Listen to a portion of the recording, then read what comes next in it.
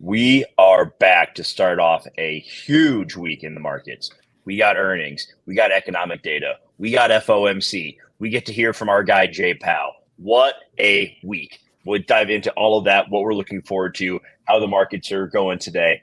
Before we do, hit that like button, subscribe to our channel. Nothing Kevin or I say is financial advice. We are not financial advisors. We're a couple of guys who love following the markets. So please do your own research before making any buys or sells. Kev, we got a pretty ho-hum start to the week, really, in the equity markets. Crypto is down on the day. We see energy moving, the dollar moving back up. I think it's going to be a fun week ahead, my man. Oh yeah, I'm so excited. The fact that we're seeing the dollar kind of pump with TradFi for the time being, but then at the same time, we're expecting 20% of the S&P 500's earnings to be reported this week. I don't know, man. Just like the thumbnail says, volatility ahead, most likely. I think that this is going to be absolutely exciting week, and definitely a week that's going to be great for traders. Like if you have the balls of steel to be trading some of these events, you could definitely see some great swings. Yeah, absolutely. We're seeing some earnings today, but the big stuff starts tomorrow. That's when it's going to start to get fun. We got Meta this week. Tomorrow we get Microsoft, we get Google, we get Visa, we get Louis Vuitton. Later in the week we have Amazon. We're going to get Meta. It's going to be a fun one, and I think because of that, we also have earnings on earnings throughout the week, but then data on Friday. A lot of data on Friday. We'll get personal income, personal spending. We'll get PCE. On Thursday, we also get Q2, the first report of GDP. Expectation is 1.7%. If we look at core PCE growth and year over year, and this is what could be scary, is if we look at the expectation for core PCE, it is 4.2%, which would be down from 4.6%. It has been between 4.5 and 4.6 since November. So for it to all of a sudden move that big would be slightly surprising. And so I'm wondering if the markets really do price in that expectation and it comes in and hasn't really budged that much, that could be pretty scary. Oh yeah, there's a lot of things that are set up this week for the point where it's like the upside potential. Maybe there's a little bit there, but there's definitely more risk than there is reward if some of these things come back, bad. Obviously, if earnings come back bad, there's a lot more room to the downside than there is to the upside. We've just built so much liquidity up, and then if we get something bad when it comes to the core PCE, it comes in after the Fed raises rates. So that means that we have to be looking ahead to the next FOMC meeting with some of the data that we're getting on Friday. So this is definitely going to be something that's going to set up some fun scenarios also moving forward into August. Almost said October, August and September, and then obviously we anticipate some movements going into Q4, but definitely exciting times ahead for this week. Yeah, I'm looking at the target rate probabilities for Wednesday, and it's funny, they've removed the probability of a pause, so I don't think there's any chance of a pause, but it is in their estimation a 1% chance of a 50 basis point hike, which if we were to get that 1% outcome, the markets would be just absolutely in turmoil. I'd love it. I mean, again, it'd be insane, but I think 25 basis points is what we're going to get. I don't think that's any surprise there. I think markets have priced that in properly, but 50 basis points, maybe not today, maybe next time, but definitely be amazing to see, some of the fear just enter the markets if that can. Yeah. I mean, higher rates means we're going to see the mortgage rates go up. We're going to see credit card rates go up. We're going to see debt continue to accumulate. And that is even without student loan payments starting back up. So there's still a lot to be concerned with on the debt side, for consumers. I mean, just throughout the U.S. debt and how high that is. But on the consumer side, that is going to be impactful. And how will that then affect earnings for Q3, Q4 into 2024 as well? So definitely something to think about there. We have the markets are pretty ho hum at the moment. We see the Dow is just on an absolute tear. longest winning streak, I think, since 2017. So huge run up on that one. S&P, solid day. NASDAQ up a little bit. We see some strength out of Tesla once again, up 3.5%. Netflix is kind of flat. Kind of been interesting watching how they've responded after their earnings last week. So it's all about the FOMC decision on Wednesday, but more importantly, what Powell says. I think that's the next big thing. And basically, as soon as Powell is done talking, the markets will close, and then we're going to get earnings right after that too. So Wednesday is going to be Wednesday afternoon is going to get pretty spicy, and I'm here for it. I think it'd be a lot of fun. My anticipation is that Powell comes out sounding pretty hawkish. I think we're going to get the 25 basis points, and I think he's going to. Right now, it feels like markets are fully on board with the fact that this is the last rate hike. Yeah, like that's the way that it seems to me. Ace, good to see you. Randy, same. Good to see you guys. Appreciate you being here. But if I'm looking at the probabilities now, and it's still, the markets are not pricing in this, 2 more rate hikes. It's looking like, from what I see here, about a 30% chance that we see, or 32% chance that we see 2 rate hikes is what the markets have priced in so far. That's not what I think is going to happen. I still think we're going to see 2. I still, we have plenty of time between the Wednesday meeting and then they don't meet in August. So late September will be the next one. There's plenty of time for us to get data that shows that, the job market is still really strong, that inflation is still higher than expectation where they want it to be. And we know what Powell's going to say. He's been saying it for over a year now, right? It's data dependent. We have to work toward our mandate of 2% inflation, right?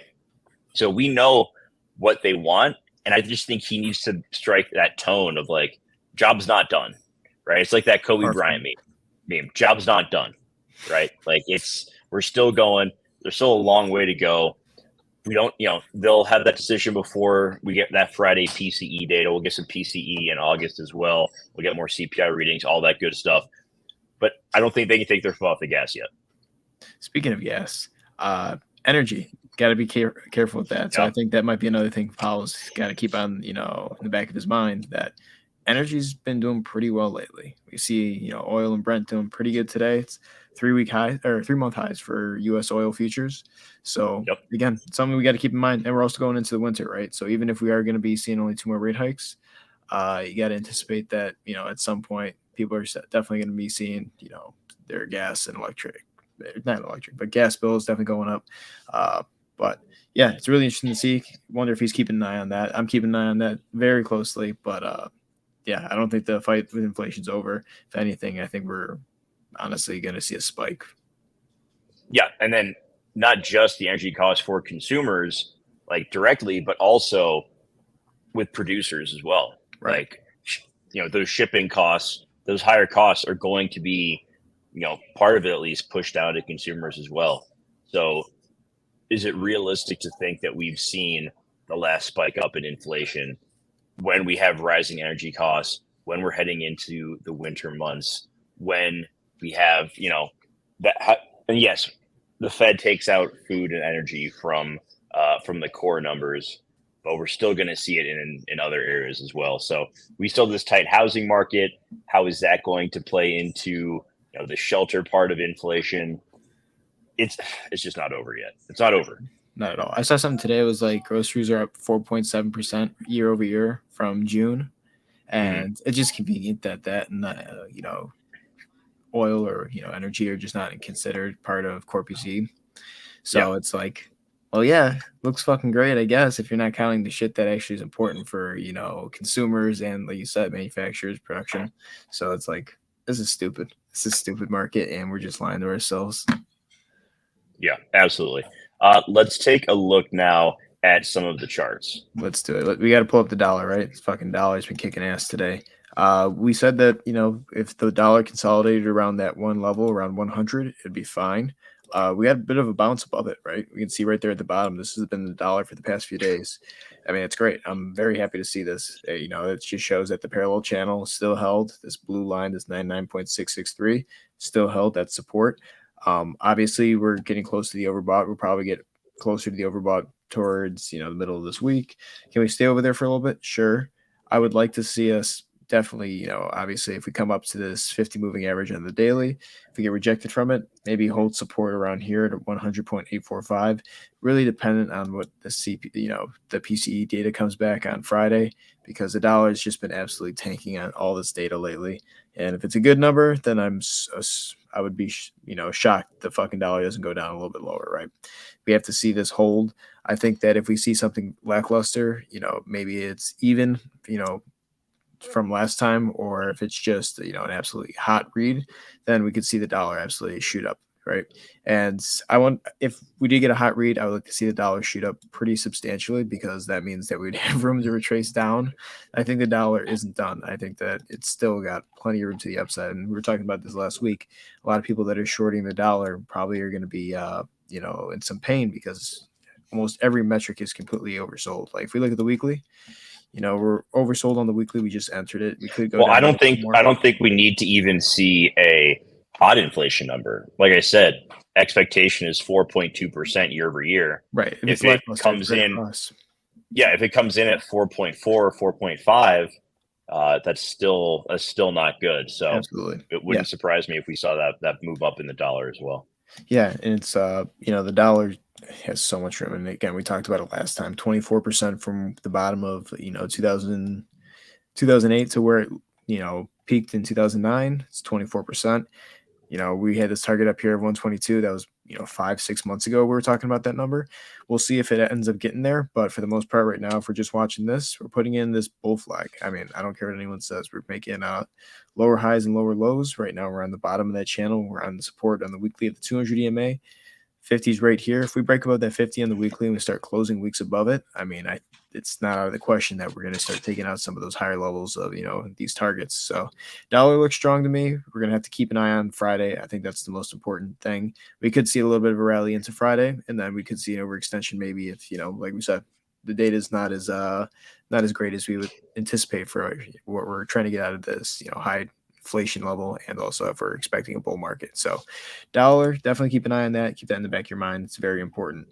Let's take a look at Bitcoin, because this one absolutely did. Yeah, let's do a quick look at how some of the crypto closed yesterday. Yeah, definitely. So this is the weekly. We can see that right now, this week, right here is where we currently are. But yesterday we closed at, it looks like $30,083. So I mean, that's okay. We're just closed within the supply range once again. We're currently, we tested the bottom of the supply zone. We wicked right off it, and we're currently at 29,125. Saw about $1,000 drop earlier today. So that's really interesting that we're starting the week off strong in the red. But, a lot of people are anticipating that we're going to go down a lot lower. Here's the thing. On the weekly, yes, we are pretty high on the weekly. It looks like we're coming down a little bit. We can see a bit of a curve. But if we look at the daily, we've been oversold for a long time, right? And I think a lot of people are underestimating the fact that, okay, maybe the price should go down. Doesn't mean it's going to. And that's for a lot of my friends who are bears. I agree with you guys. It should be going down. However, you're still in a parallel channel to the upside. We're completely oversold on the daily. And, we're in a parallel channel that's even putting, lower lows and lower highs. It's probably going to break up, most likely. And if everyone starts shorting right here, so we'll keep an eye on the funding rates to see how those progress over the next few days. I mean, if we start seeing negative funding rates, there's a good chance that this is going to shoot up, break through the supply zone, and then we're going to be in this kind of uncharted territory where people are going to start longing like idiots. And I mean that with like true sincerity. Like, if we start seeing this price go above 31, 32K, people are going to think that we're in a bull market, and that's going to be absolutely chaotic. And especially if we get that 31K level. It's so hard. Let's take out the technicals for a second, but and then look at kind of sentiment too. Like, you see it all over Twitter. Yep. Is like, how many times can we get rejected from 31?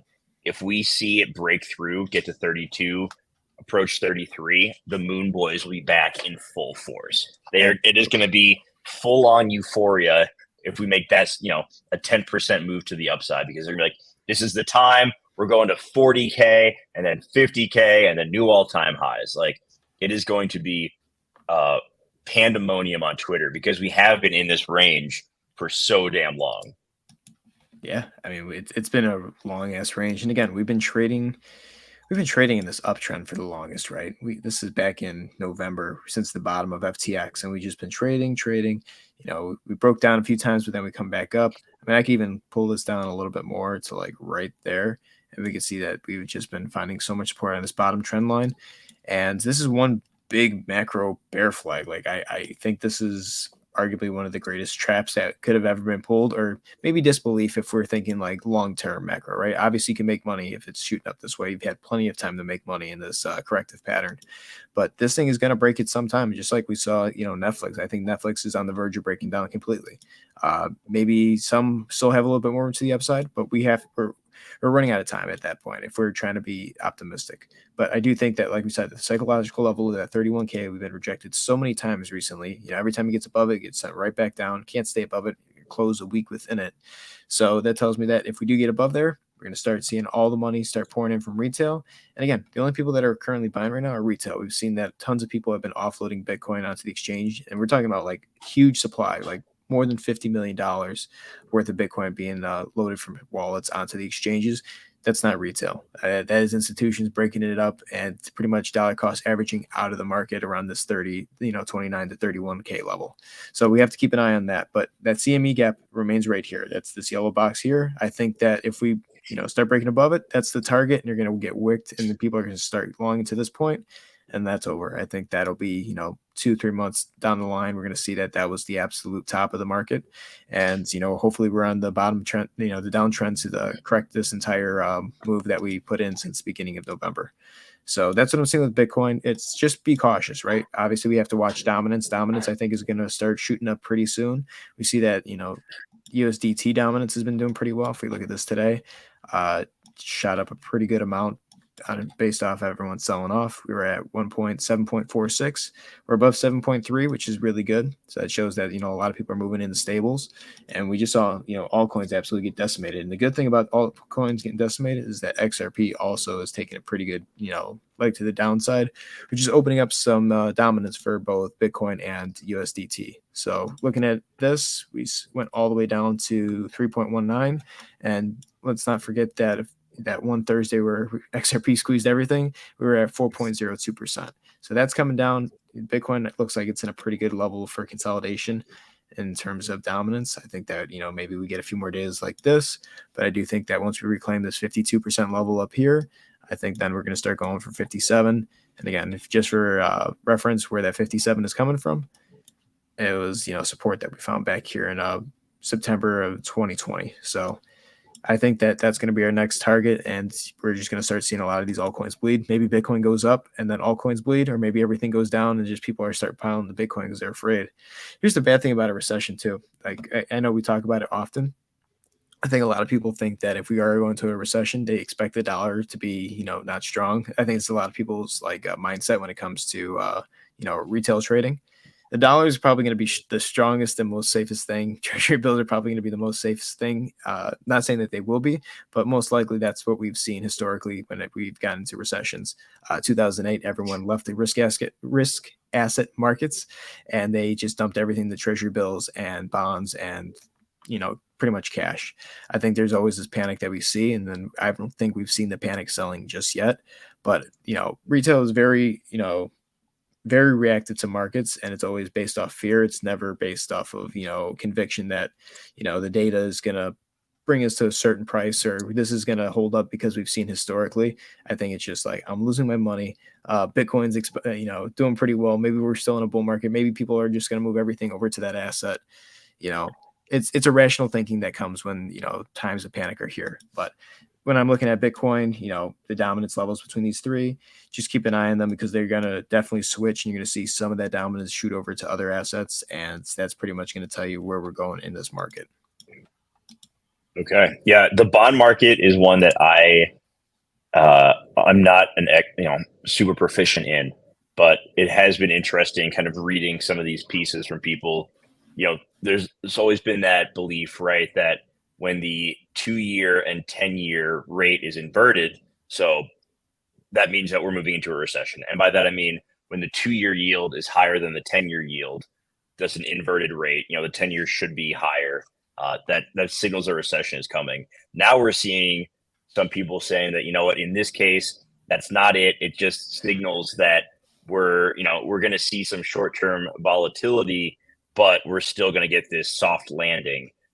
So the mental gymnastics there, I think, have been pretty interesting. I don't know if it'll play out that way, obviously, but yeah, it's boring.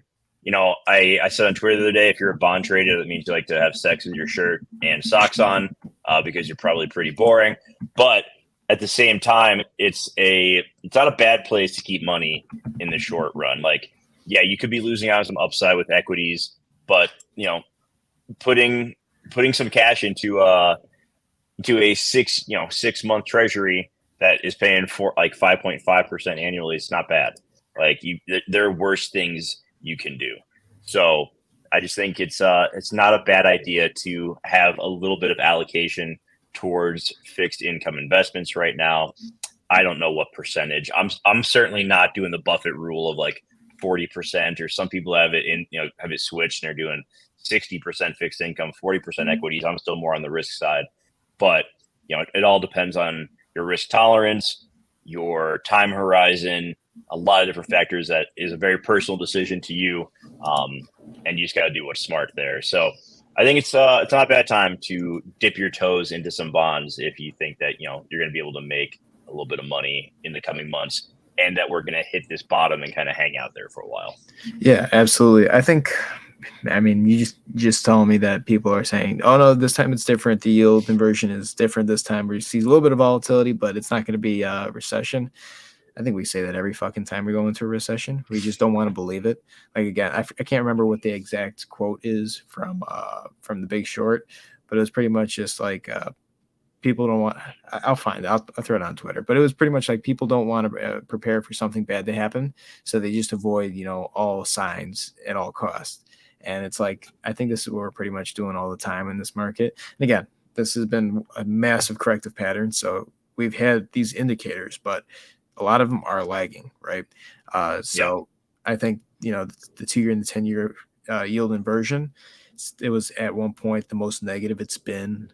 It might have been the most negative it's ever been, or at least since the Great Depression or something like that. It was some crazy statistic number like that. I'll throw that on Twitter as well. But yeah, it's more than 100 basis points right now. It was more than 2008 at one point too. That's crazy. So, and then the fact we haven't seen anything yet. Again, I don't know, man. I'm gonna stick with history on this one. I think we're in for some rough waters ahead. I'm not gonna listen to someone that's gonna trick me into being their exit liquidity. I think the fact that we saw this AMC squeeze, we saw this XRP squeeze, but then we also see the price come down significantly right after, tells me people are trying to grab money as fast as they can and get out of the markets. And again, look at Netflix and Tesla last week, right? Tesla had some decent earnings, but again, those margins were wild to the point where I was like, okay, let's drop it. Maybe it's coming back a little bit today, but Netflix, I mean, we pretty much called it. We said Netflix was going to take a big shitter on those earnings, and they did. It was a massive after-hours drop. And I think we're going to start seeing that with a lot of these. Maybe we don't see the actual collapse now, but I think that we are building up to a point where it's like, okay, now the people who have made the most money in this market are starting to exit, and now they're just leaving pretty much the bill with everyone else who is coming to the party late. And that's not necessarily a great place to be. No, not at all. Anything else you want to look at before we wrap it up today? Yeah, we got to look at Meta because I threw that fucker on the thumbnail, so we got to talk about it. Look at this chart from Meta, guys. This is fucking insane. And I know we talk about, we can't tell how long this is going to last for, but we got earnings coming up. And what is this guy Wednesday? Done? What is Meta done that's profitable or, gets people excited? Threads. Pretty much just everyone who had an Instagram account fucking had a free Threads account, right? It's so stupid. WhatsApp having trouble, with a lot of international, people using the app. There's tons of things that have gone wrong for Meta, and they haven't really built anything that seems profitable to me. I don't know. I think that maybe we did see the top of this market, right? I could be wrong, could be dead wrong. But when I look at this right here, the fact that we shot up to 318 back in, last Thursday or some shit like that, and look how much we've already came down. I think we're heading for that 50 moving average on the daily. I'm not saying it's going to happen pretty soon, but we're getting earnings coming back. We see that the earnings, even for Tesla, coming back, like, again, other than the margins, pretty decent. Even Netflix adding as many subscribers as they did, that's not really saving some of these stock prices come the next day of trading. So I'm really excited to see how Meta performs. I think that Zuck's going to, obviously see some retracement in the stock price. We got a gap right here down at 230 to 219 or 222 to 230. I'm not saying that that's going to happen instantly. Again, these things could take time, but let's look at the weekly. This is so much. So this market cap is so high, and it's built on pretty much a toothpick, right? Like, look at this. This is not sustainable whatsoever. This is like putting up a ladder at this incline and expecting it to stay up. I don't think it's going to do that. I think it's going to collapse. But again, we've pumped so much into this, Q2 earnings that we're going to get on Wednesday. I don't necessarily believe that we're going to see any more room to the upside. I could be dead wrong. But I think that we might have put the top in for Meta. Unless Jim Cramer comes out and says Meta's dead, then fucking throw whatever I say out the window. Watch out, man. If that's the case, then pile in. And the last thing, look at these alts, right? This is alts minus Ethereum and Bitcoin. Again, I don't really care about Ethereum or Bitcoin right now. When those do collapse, everything will collapse under it too. But this is just alts alone. There's 50 moving average on the weeklies right here. Here's the 200. We lost $8 billion worth of market cap today for all alts. That's a massive dump. And we shot up so much. We shot up like $30 billion when XRP came out. XRP, the security rolling, XRP is bleeding heavily. I said that 60 cents is the target. I would be very interested to see if we get to 60 cents before the monthly close. If we do, that's going to be massive for alts dropping from here. It's also going to add to Bitcoin's market, dominance across the entire market. And, a lot of this money is going to be gone. A lot of this is going to probably break from the structure. And if we break from this structure, I would be fucking terrified, because I think that we're going to go below $300 billion. So that's from currently where we are, it's $46 billion that's going to be wiped out. So that's going to be exit liquidity for people who bought in on the XRP pump. It's a dangerous time. We're going to see a lot of liquidations coming soon. Just, be aware that we're going into the final stretch of what I think is the end of this corrective pattern, and we got a whole lot of bear market still fucking left. And again, we haven't even talked about some of the factors that could absolutely just make this recession that we're potentially going into, we are going into, even worse. So if you're just looking at this from a technical standpoint, does not look good. There's a lot of things that can make it be a lot worse. I'm not trying to get you guys excited for super cheap coins or anything like that, but at the same time, it's like this is going to be, stay vigilant, because if this gets really bad, you might see even lower targets than I projected, and that would be that might be some of the best generational opportunities of your lifetime to pick up some assets at cheap prices. So that's all I got to say about this. Alts, they look absolutely like shit to me. Always room for a bit of a squeeze, but it looks like we're getting rejected off that 200 EMA. If this thing breaks, that's not going to be great. Okay, that is going to be how we wrap it up for today. Who would have thought? More bearishness from Kevin. That never happens. We'll be back tomorrow at our normal time, 3 p.m. Eastern. We have a lot to look forward to tomorrow. We got all those earnings, like I mentioned. We have a little bit of data, but then we can kind of put in our final predictions ahead of Powell's FOMC talk on Wednesday. Wednesday's show is going to be a little bit later. We're going to wait until Powell is done speaking. It should be a good show on Wednesday. I'm really excited because we'll get to break down what Powell said, and then during the show, we'll be getting earnings from a lot of big tech companies, and we'll get to kind of see, live what is going on. We'll be getting Facebook that day. Looking through right now what else we're going to get. We're going to be getting Coca-Cola that day. Another indication of how consumers are doing, what they're spending their money on. So exciting week. It's going to be a fun week ahead. Looking forward to it. Appreciate everybody who watched today. Ace, Randy, anyone else who was out there. You being here means a lot to Kevin and I. Hope that we did a good show for you today. Always open to feedback. So if there's anything that you guys want us to hear, discuss, happy to do that as well. It's up in the chat. Yeah. If you have not done it yet, hit that like button down below. Subscribe to our channel. Drop a comment. All of those things help the algorithm for us. A big thing would be to share us out on social media of any kind if you enjoy what we had to say. So that is going to wrap it for today. Have an awesome day, everybody. Stay safe out there, and we'll see you tomorrow. Take care, everyone.